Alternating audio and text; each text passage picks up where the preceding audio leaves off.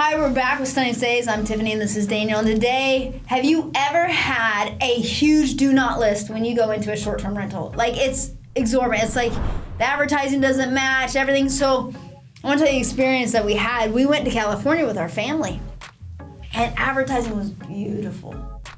I mean, the backyard was beautiful. The front yard was beautiful. The bathroom I booked because of the bathtub. And so we walk into the front entryway and we turn to the right. And on the counters, oh my goodness, was laminated do not lists. And then I walked in the bathroom and to my dismay, in the bathtub, which was not advertised, in the bathtub, at the bottom it said do not use bathtub. It was all connected, but I think what their fear was is if someone was heavy and they sat in it, they'd probably crack it because it was a very expensive tub. Because how they had set it up, it was set up on very small, little bitty framed. And so it could have issues if someone heavy got in there.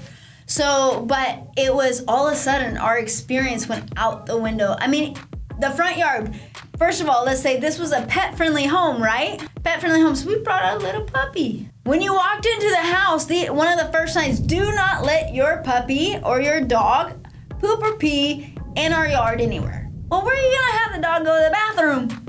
Is it supposed to hold it for a week? Take it down, evidently take it down the neighbor's house to go have it do their doo-doo in the neighbor's yard. That was the most unreasonable thing in the whole experience was the fact that there was no exaggeration, at least a dozen of these laminated do not signs of everything you could not do at the house. And the first and foremost being advertised as a pet, pets allowed, pet friendly, but yet you couldn't have your pet poop or pee in the yard. That was unreasonable for any reasonable person to think that you could, that's the case. Like, what the heck? And then on top of that, yeah, the bathtub, which is a nice decorative bathtub, saying do not use the bathtub. It's like, well, that's one of the reasons why you booked that specific house, because you like to soak in baths. I do. But the other one that I was appalled by was when you walked out to the backyard, there was this grass area that was beautiful so you could overlook the ocean. I wanted to go sit down there. Do not enter this area. And I'm going, everything. It was like backed up into the canyon going down towards the view. But yeah, it was odd. They said, do not go in there.